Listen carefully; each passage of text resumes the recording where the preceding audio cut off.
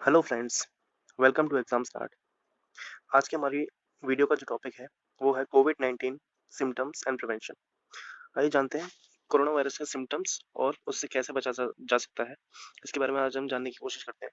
सबसे पहले देखिए, ये जो स्ट्रक्चर है, ये कोरोना वायरस का स्ट्रक्चर है। कोरोना वायरस कुछ इस प्रकार से दिखता है।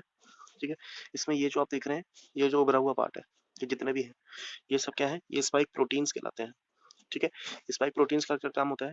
ये जो स्पाइक प्रोटीन्स होते हैं कोरोना वायरस के, ये हमारे सेल्स के जो रिसेप्टर्स होते हैं उस पे जाके अटैच हो जाते हैं। सेल्स के रिसेप्टर कुछ इस प्रकार के दिखते हैं। ठीक है, सेल के रिसेप्टर ऐसे होते हैं, इसके ऊपर ये स्पाइक प्रोटीन्स अटैच हो जाते हैं और अटैच होने के बाद ये हमारे सेल्स के अंदर एंटर कर जाते हैं। ठीक है, और सेल्स के अंदर एंटर करने के बाद इनका जो मेन रोल है, जो वायरस का मेन रोल क्या होता है, वायरस का जो टेंडेंसी होती है वो होती है अपने आप को रेप्लिकेट करने की।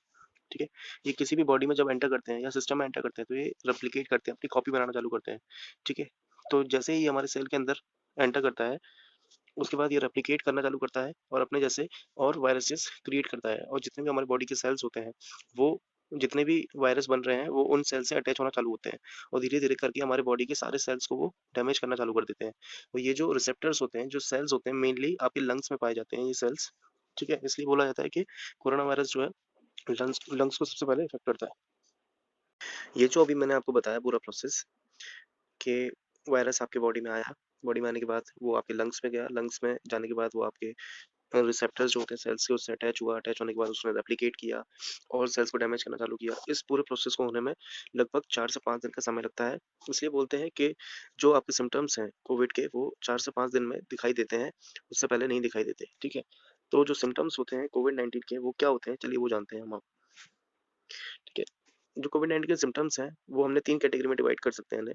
ठीक है, जो मेन सिम्टम्स, जो सबसे कॉमन सिम्टम है, जो सभी को दिखते हैं, वो है fever, dry cough and tiredness. ठीक है, आपको फीवर आएगा, ड्राई कफ हो सकता है, टायर्डनेस हो सकती है, शरीर में थकान महसूस होगी।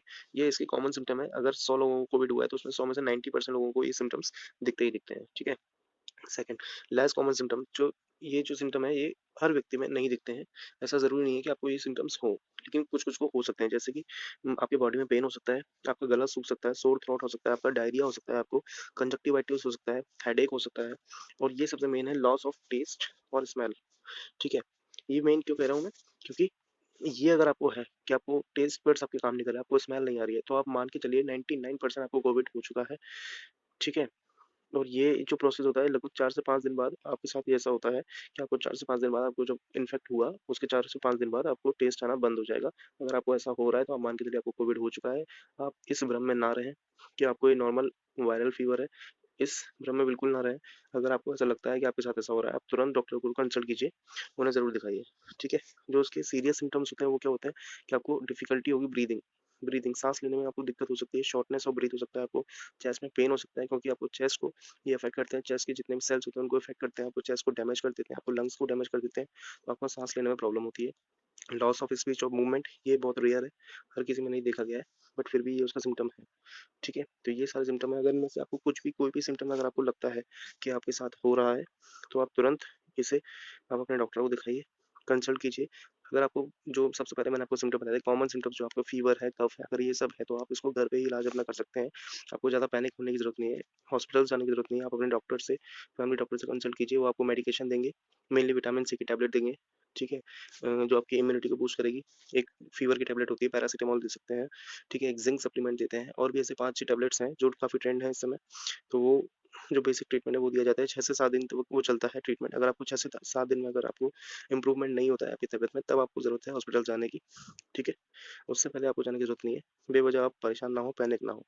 अगर आपको सांस लेने में प्रॉब्लम है, आपका saturation level, oxygen saturation level अगर 94 से नीचे जा रहा है कंटिन्यूअसली, तब आप हॉस्पिटल की तरफ जा सकते हैं।